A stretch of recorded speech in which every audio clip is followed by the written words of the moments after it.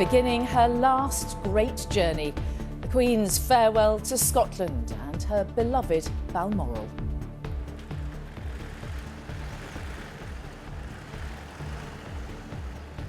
This morning, her coffin, draped in Scotland's royal standard, set off on its 6-hour journey to Edinburgh. The route in glorious sunshine through the countryside the Queen loved so dearly, lined by crowds waiting to say their final farewells. And escorting her mother's coffin in the car behind, the Princess Royal, Princess Anne. The cortege has just come to an end with the Queen's arrival in Edinburgh. And we are live in the city where the Queen is lying at rest tonight. And as the nation begins to adjust to its loss, the start of a new chapter for King Charles III. God save the King!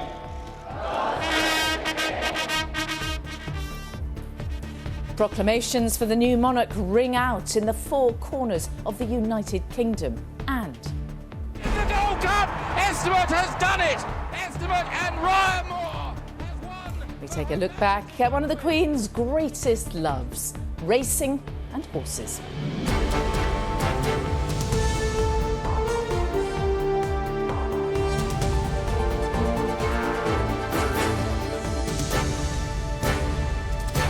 This is the ITV Evening News with Mary Nightingale in Edinburgh. Good evening from Scotland's capital, Edinburgh, where Her late Majesty Queen Elizabeth II tonight lies at rest. Her cortege arrived here a short time ago after a 6-hour journey, which began with the Queen being driven away from the home she loved most, Balmoral, for the very last time. It was an emotionally charged day, the Queen's coffin emerging into public view for the first time, bringing the country face to face, probably for the first time really, with the reality of her passing. Along the way, the poignant spectacle of thousands lining the route to pay quiet respect. The Queen's coffin will stay overnight here in the official royal residence of Holyrood House. The new King, Charles III, will travel from Buckingham Palace to Edinburgh tomorrow, before what he described as his darling mamma's last great journey to be reunited with his dear papa. Emma Murphy reports. After the loss, the leaving. The leaving of a queen from a castle that had granted privacy in life and in death. For a final time, Queen Elizabeth II crossed the bridge from her beloved Balmoral.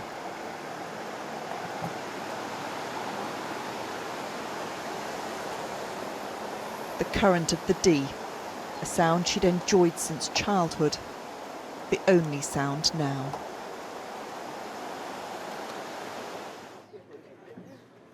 The final miles of a life lived in public and in service were honoured by the public she sought to serve.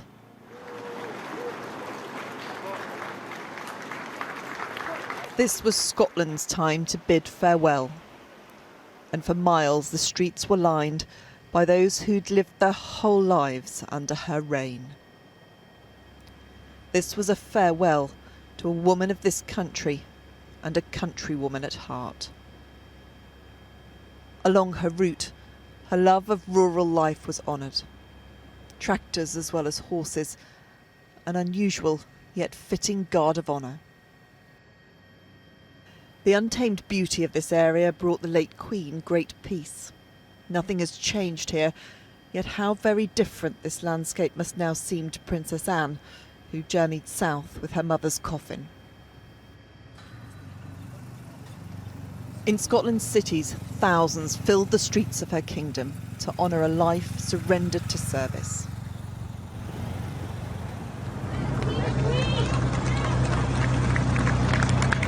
A woman who pledged heart and devotion to the nation, honoured by the nation. This was a moment in history for all ages. A spectacle they will never see the likes of again. In her final Christmas message, the Queen spoke of the pain of final partings. A pain now felt by many who mourn her and all she represented. I'm very sad about this. I'll never see another queen like her. Never. Never see another one like her. 70 years she ruled our country, and it was brilliant. I loved her. Being a woman and being a queen, we're not going to see that for the next 3 generations, and it means a lot. And she's inspirational, admired her a lot. From above, they watched as the oak coffin draped in the Royal Standard of Scotland made its way towards Edinburgh. Across the Queensferry crossing, opened by the Queen, the cortege crossed the Firth of Forth to Holyrood and the waiting crowds. The Royal Mile echoed to the sound of clapping as the hearse wound its way through the city. The phones capturing the scene, a reminder of how much the world has changed during the Queen's reign. At the doors to the palace, the royal family watched as the coffin entered the courtyard. The sweet peas on top were the Queen's favourite, and cut with other flowers from the Balmoral gardens.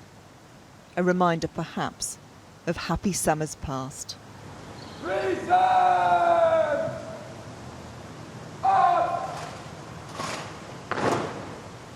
This was the first stage of Queen Elizabeth's last great journey. And it was atop the shoulders of the Royal Regiment of Scotland that Queen Elizabeth's coffin was taken to rest in the throne room of Holyrood House. The Queen, so long a constant, is slowly taking her leave. Emma Murphy, ITV News, Edinburgh.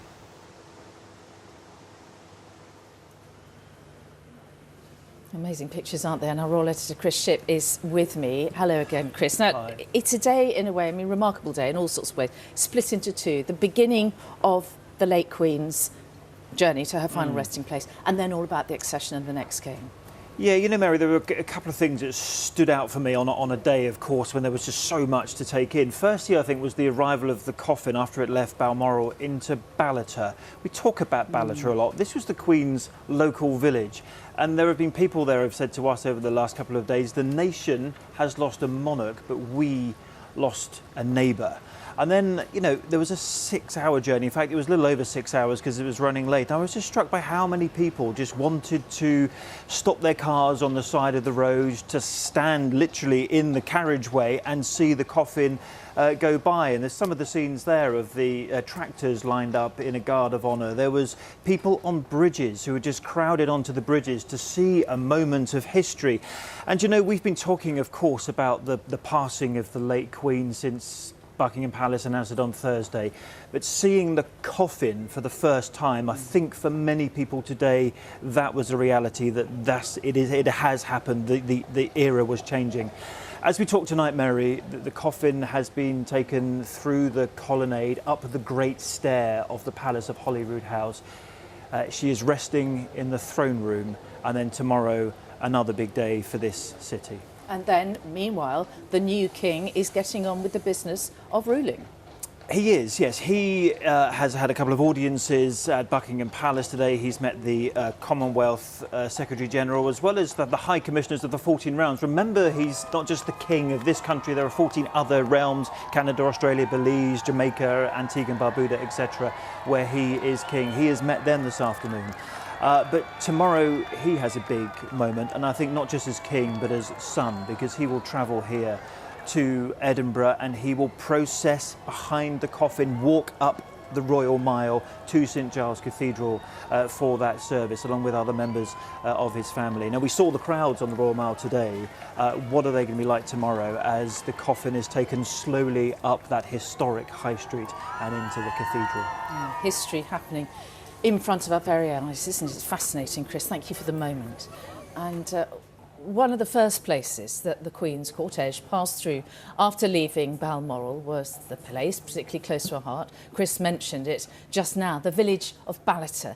And there, as Chris said, the people who knew her as a good neighbour, not just as a monarch. And they turned out today to pay their last respects.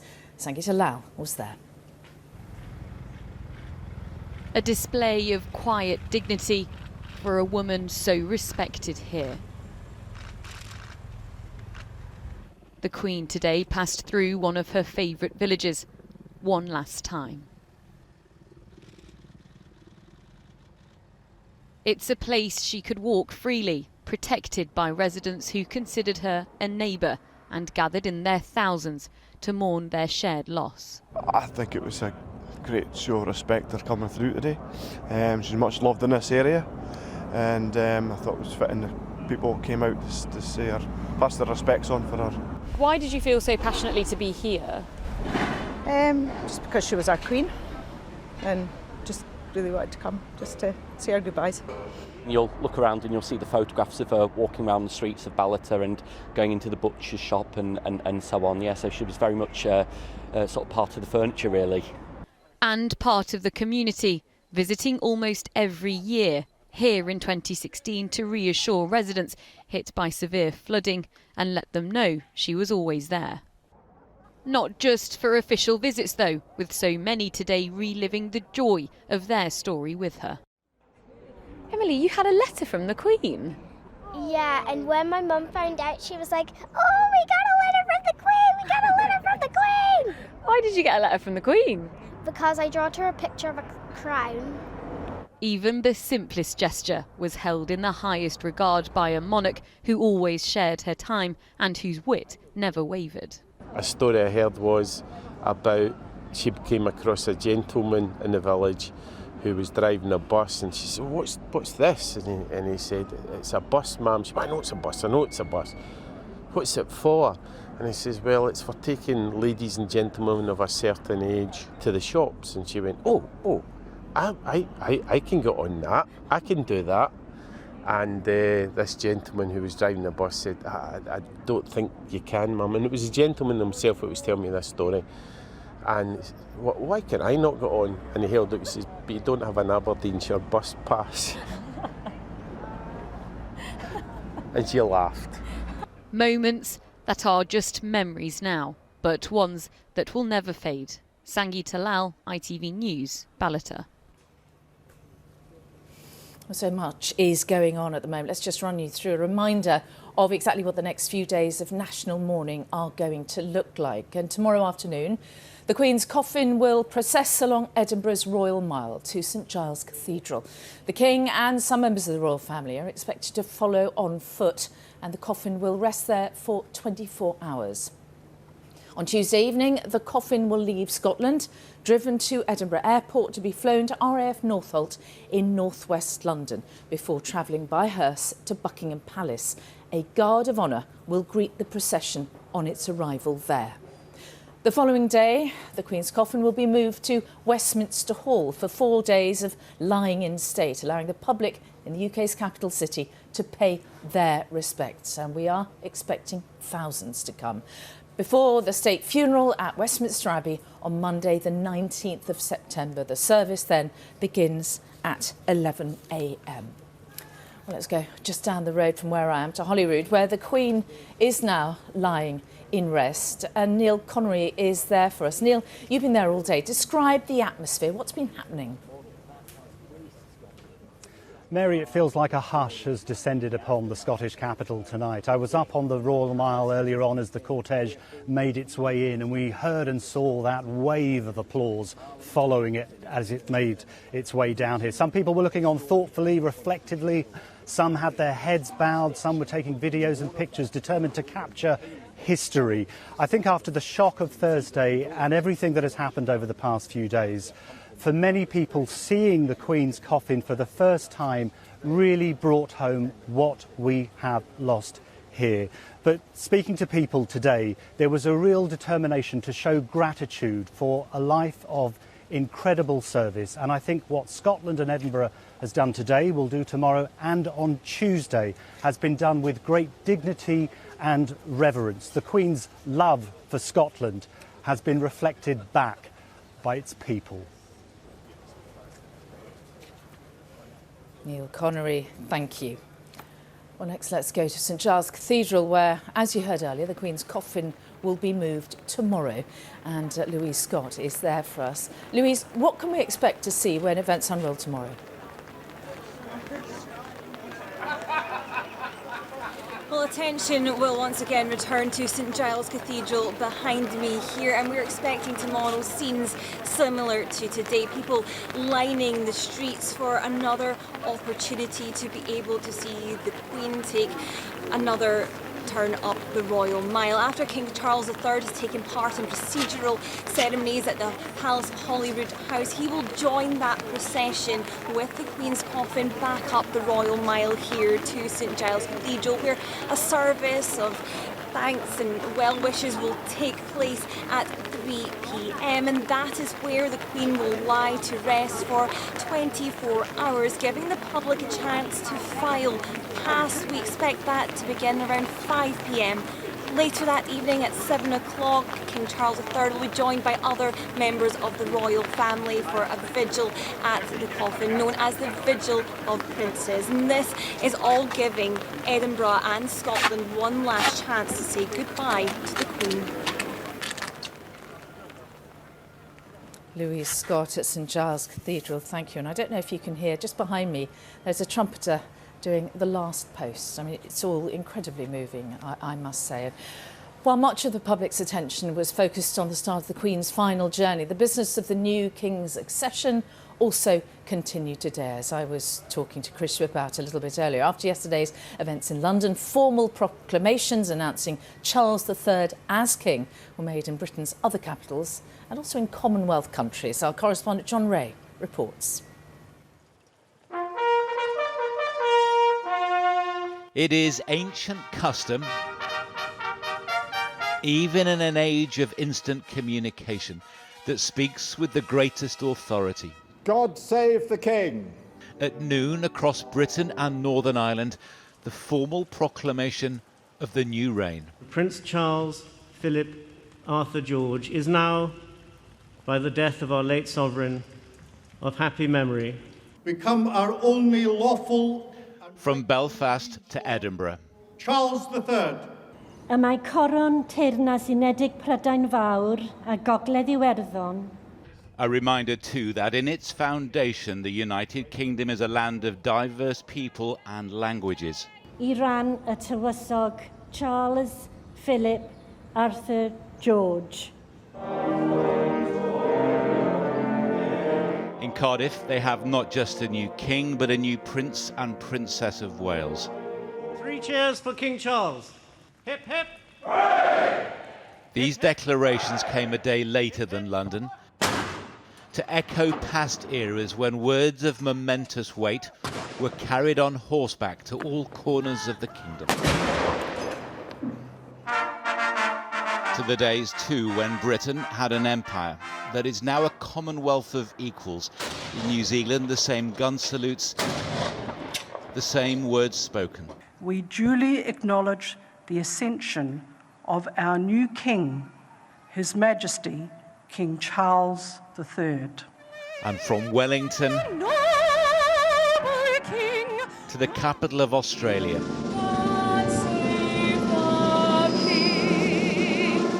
the same anthem.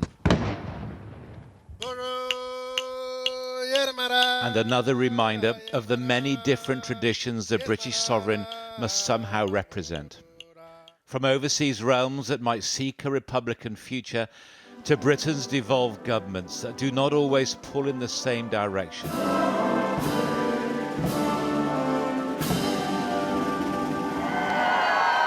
For the newly proclaimed monarch in Commonwealth and Kingdom, there are big challenges ahead. John Ray, ITV News. And there were also proclamations in other British towns and cities today. Sarah Corker has more now on how communities came together. Sombre and respectful, the sound of Birmingham's brass band echoed out across the city. In Centenary Square, hundreds gathered to be part of this moment of history. The mace covered in black as a sign of respect to the Queen, as the Lord Mayor proclaimed a new king and welcomed in a new era. God save the King. God save the King. People captured this centuries-old tradition in the most modern of ways, each with their own personal memories of the Queen. Losing the Queen, it's like losing a mother, because she has been the mother to the country. But I still have this memory in my heart that I saw the Queen when I was a little girl. And in Kenya, she was with a hat and like a lovely bunches of flowers. It's really important for us to be here today because we've realised that in our children's lifetime they're never going to see a Queen again. The sense of occasion wasn't lost on those at the heart of it. It's a once-in-a-lifetime opportunity, isn't it? It doesn't happen all the time, and it's such a sad event for the Queen's death. Glorious memory. And across the UK, communities mark this moment in their own unique ways. In Liverpool, some even brought their memories with them. In Norwich, people and their pets lined the streets. Long before rolling TV and mobile phones, this was the only way to communicate to the people that there was a new monarch. It was a military affair in Bristol and a show of support for King Charles III. He has a beautiful way with people. He knows exactly what the job is. He will carry it out seamlessly, effectively and royally. From big cities to the remotest parts of Great Britain. God save the King. In Jersey, the national anthem, so familiar and yet now suddenly so different. It was lovely being able to sing God Save the King, you know, the first time that we've sung that in public, but very, very moving. King Charles, I think, is going to be a fantastic king. I think he's at retirement age now, he's got a full-time job, hasn't he? Today's pomp and ceremony ushers in a period of enormous change for all of us. Sarah Corker, ITV News. Well, King Charles had crucial business to attend to himself today as the new monarch, holding a series of important meetings at Buckingham Palace, and Chloe Keedy is there for us. Chloe, tell us more about exactly what's been happening there today. Yes, Mary, Buckingham Palace is very much the office, if you like, and the new king did have important state business to attend to here this afternoon. As we were hearing a little earlier from Chris, he met representatives first from the Commonwealth and then the 14 High Commissioners of the realms, in other words, the countries of which he is now king. Both the Commonwealth and the realms were of huge importance to his mother, the Queen. So I think these meetings this afternoon will have meant a great deal to him too. He actually left Buckingham Palace just in the last half hour, and as his car drove through, there were huge cheers going up from the crowds. Thousands of people who have been waiting here all day just hoping to catch a glimpse of their new king. It was around this time yesterday he actually got out of the car and walked around meeting people, shaking their hands. I think that's something that's very important to him. He wants to meet as many people as he can over the next few days. So yes, there will be a great number of state engagements that he has over the coming days, but his focus will be in leading the royal family and the nation in mourning. Chloe Keedy at Buckingham Palace, thank you. And the sense of the royal family moving forward with vital state business, even in the midst of their grief, extended to the new Prince of Wales, Prince William, today. And our Wales reporter Rhys Williams joins us from Cardiff. So Rhys, tell us more. Well, calls between members of the royal family and politicians are by convention kept secret. However, on this occasion, with the First Minister of Wales agreement, Kensington Palace released a joint statement today saying that in a phone call with Mark Drakeford, Prince William expressed his and the Princess of Wales's honour in being asked to serve the Welsh people, and that they would do so with humility and respect. William is no stranger to Wales, of course. He's the patron of the Welsh Rugby Union. He's often seen in a Welsh rugby shirt at Wales games. And, of course, he and his wife Catherine had their first family home on Anglesey following their wedding in 2011. But the titles Prince and Princess of Wales are divisive here. An ITV Wales poll earlier this year found that fewer than half of the respondents thought there should be another prince after Charles. And so one of their first challenges will be to prove to the sceptics their relevance in modern Wales. And to that end, the statement goes on to say that the new prince and princess want to be a part of the aspirations of the Welsh people. Rhys Williams in Cardiff, thank you. Well, let's take a step back now, if you like, because I'm joined by Ruth Davidson, who led, of course, the Scottish Conservatives from 2011 to 2019. And Baroness Davidson, it's been, first of all, thank you very much for joining us today. It's been a day of huge emotion, hasn't it? And it seems to have been felt particularly, and perhaps in some ways, surprisingly, by the people of Scotland. Do you know, there's 3 moments today that I thought had real emotional wallop. The last one that we've just seen was Princess Anne curtsying to her mother as the coffin went into the Palace of Holyrood House, and you know, it really made me well up. But before that, there was an incident where some farmers had given a tractor guard of honour to the cortege, and then later at Peter Cooter, there was some horse riders that had done the same and brought their horses to the side of the road. And you know, I found myself strangely emotional in a way I didn't think I was going to be. But you just have a sense of that the people that came out today, they just wanted to do right by the Queen. They wanted to show themselves doing right to a woman that had done right by us for so long. Yeah, absolutely. And it does seem that Scotland was a very, very special place for the Queen in particular, and if anyone was in any doubt what a beautiful country it is. I mean, she arranged amazing weather, didn't she? Fabulous sunshine today. Do you know, the shots from the helicopter all the way down from Royal Deeside right through Perthshire, Angus, Fife and into Edinburgh were gorgeous, and then the heavens cried for our monarch, you know, once she was returned home to her official residence here. It was almost fitting. But it wasn't synthetic, that's the thing. The Queen genuinely loved Scotland, and particularly Balmoral was a place where once she got behind those gates, she could be free. She could be herself, she could enjoy her family time, she was away from the cameras. She could play in goals at the football when she was a younger woman, as I've heard. She could go for picnics and walks and all the rest of it. And she loved it. And the people of Scotland, you've seen thousands of them have come out to show their respect and their love for her. Now, of course, the Scots have a reputation, don't they? But perhaps wrongly for being rather dour and holding the emotions in. But there did seem to be real emotion today. Yeah, but don't think just because we're not always as demonstrative as a people that we don't feel it deeply, because we do feel it deeply. And I think you've seen in the last few days, and you'll see again tomorrow, there will be thousands on the streets tomorrow when her coffin goes up the Royal Mile into St Giles for the lying in, and they will queue for miles to try and get in to spend time with her.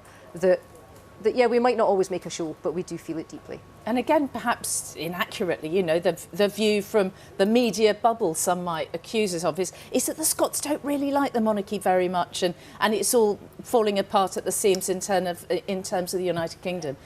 Yeah, do you know, there's a time and a place to discuss politics and the Constitution, and this isn't it. And yes. A lot of Scots that you'll have spoken to, whether you're doing Vox Pops or whatever, will have not wanted to engage in that question at all, even if they might be very political in their own lives and at their own time. But yes, I mean, I think that her service to everybody within the country, within Scotland, the United Kingdom, the Commonwealth and beyond, was such that you can have huge regard for the woman and see a woman that has just given her life of service. And whatever you think of the politics of the day, you can just want to say, God bless you, ma'am. Go and be with the angels. And they certainly did today. Wonderful. Thank you so much. Very nice to talk to you, Ruth. Baroness Davidson there. And accompanying the Queen all the way on the journey from Balmoral to Holyrood was her daughter, her only daughter, the Princess Royal, Princess Anne. You can see her here with her husband, Vice Admiral Sir Timothy Lawrence, in the car that followed immediately behind the Queen's hearse in the cortege. The Queen and Princess Anne, mother and daughter, enjoyed a really close relationship, sharing many mutual interests, not least their love of and skills with horses. A little while ago, before the death of the Queen, Princess Anne sat down with our royal editor, Chris Shipp, to speak about what the examples her mother has meant to her. The ability to have somebody who is kind of epitomises what you think your country stands for has always been a major ambition. And it's a huge advantage if you have somebody who can be recognised as that, not just in your country, but around the world. And she had that ability throughout her reign, didn't she, really to understand what society was thinking? Yes, I think that's a remarkable skill, to know what the true values are and to stick with those, not worry too much about the things, the fashions, the things that come and go, and to understand what is the bedrock of society and what makes it tick, and people's relationships, which are fundamentally important. There have been years which have been happier than others for Her Majesty the Queen, and she famously referred to one particular year as her annus horribilis, and you don't do a job for that long without challenges coming around the corner. And 1992 for the Queen was a particular challenge on personal levels, on other levels. There was a fire, there was debates about tax. There have been difficult years. And sometimes they do all happen at the same time. And you never quite know when that's going to be. And personal issues with families are always difficult. And it doesn't matter which family that is. I don't want to dwell on difficult years unnecessarily, but one can't talk about the Queen's reign without referring to 1997 and the particular challenges that she faced as a grandmother, as a mother-in-law. There were criticisms of the way in which that week unfolded, perhaps unfairly, but August 1997 and the death of the Diana, Princess of Wales, was a real challenge, wasn't it? Yes. I think my mother did exactly the right thing. I think it's absolutely extraordinary that any right-minded thinking parent should believe that it would have been an alternative to bring those children down here to London in all that hoo-ha. I just don't know how you could think that that would have been a better thing to do. And that was a case of her putting her grandchildren first. Absolutely. And their needs first. Absolutely. And I don't think either of those two would have been able to cope. They'd been anywhere else. And that was the only good thing that happened, was that they were there. And that they had that structure, they had people around them who could understand and let them, give them the time. Happier times. Not long after the incident we just spoke of, there was the anniversary of the Queen and the Duke in November. And that was the point at which your mother referred to your father as her strength and stay. Suddenly she was able to tell the nation, I think, that actually how much he had meant to her over that period of time. That kind of sense of partnership was really important. I suspect it was a very much, they complemented each other's strengths and skills. And that continued to be true right way through their marriage. My final question on Her Majesty is the way in which she's left the institution of monarchy in a very good shape for her successor. Yes, and I think I would go back to my comment about belief in values of behaviour towards each other. That doesn't change, and I think that's what her life has shown. And if that's the example that people find gives them the confidence for the future, then that's, I'm sure, an encouragement to all of us. But there's no doubt that her example has been absolutely key in that. The Princess Royal, Princess Anne, speaking to our royal editor Chris Shipp some weeks ago there. Now, as we've said, one of the Queen's greatest passions was for horses. An accomplished rider herself, she was also a widely respected racehorse owner. Today, the sport resumed after its pause immediately following the Queen's death. Silence was observed at Doncaster Racecourse ahead of the St Leger, the flat racing season's final classic, followed by the national anthem. It was a race she herself won in her Silver Jubilee year of 1977 with a filly named Dunfermline. Her achievements in racing also saw her enter the winner's enclosure at Royal Ascot a remarkable 23 times, as Geraint Vincent explains. Estimate might just strike the front. Racing may be the sport of kings, but throughout her life it was the sport of our Queen. A royal win in the Gold Cup! Estimate has done it! Estimate and Ryan Moore has won for Her Majesty the Queen! And on a day out at Royal Ascot, if one of her horses came in, she found it very difficult to hide her delight. But it's all about Estimate here. She was very tense and she grabbed my arm, and just when we hit the front she said, "I've done it." And of course it was one of the great moments. Everybody in the royal box was so excited for her. She just rushed down to the paddock, and all she really wanted to do was touch the horse again. She really, really loved her horses. It was an incredibly emotional time. The Queen's passion for horses was sparked right at the very start of her life. If responsibilities of high estate seem far removed on this brisk morning, they are nevertheless a very near prospect. She grew into a fine horsewoman with a growing interest in thoroughbred races. It was always part of her. She always knew her horses. They were part of the family. Her father, King George VI, had an Oaks winner called Sun Chariot. It was a brilliant mare. And the Queen went to see the filly at Beckhampton and stroked its beautiful, soft, satiny skin. And she always was supposed to have refused to wash her hand for 2 days because it was such a lovely feel. It was here at the Royal Stud at Sandringham that the Queen indulged that interest and produced her fair share of winners. There's Monaveen going up now. Her first, Monaveen, delighted a princess in the stand at Hurst Park in 1950. As he went on to increase his lead and bring off a clear-cut victory by 6 lengths, the princess's delight was no longer in doubt.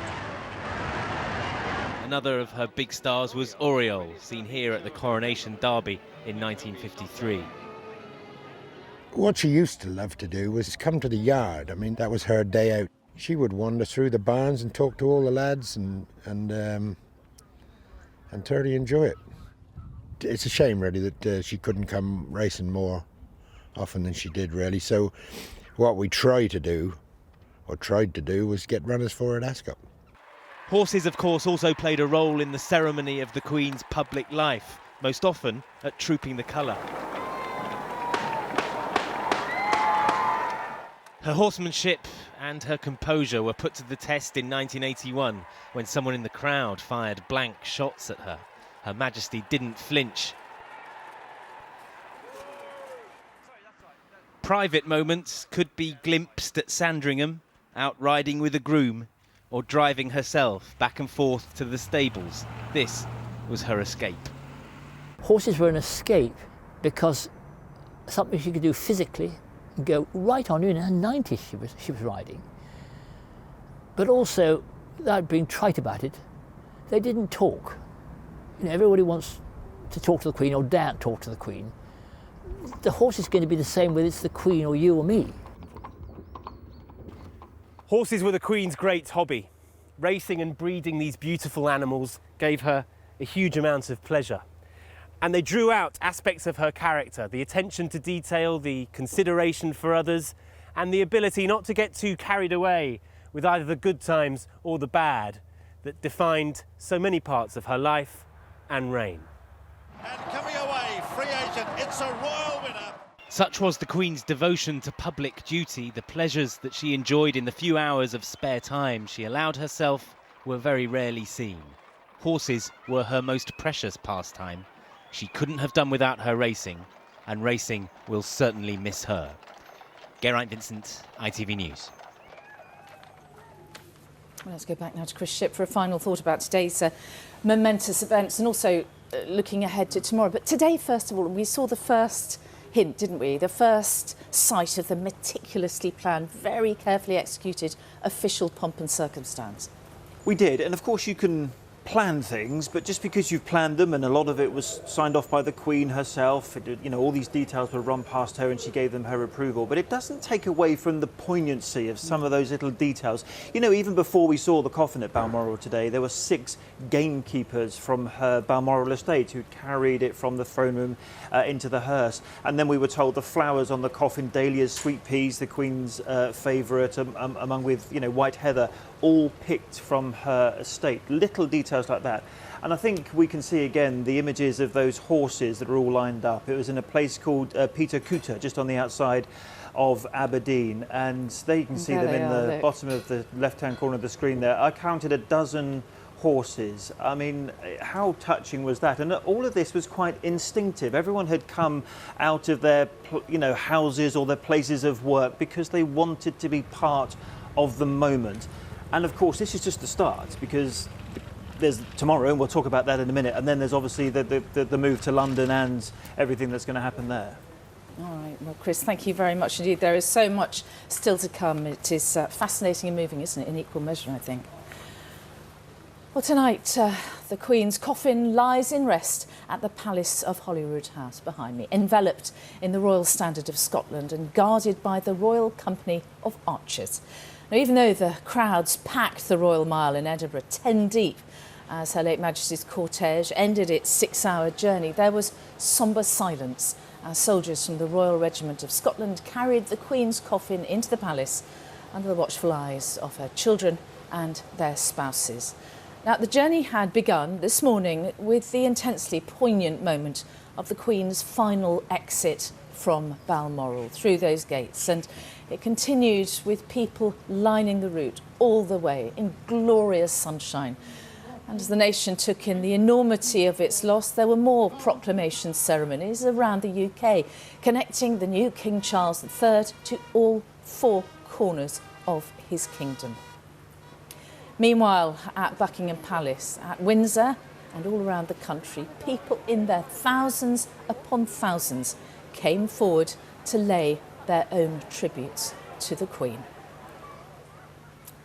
Well, that is all from us for now. Tom will be back with news at 10, but from me in Edinburgh, all the team here on another day will live long in the nation's memory. Goodbye.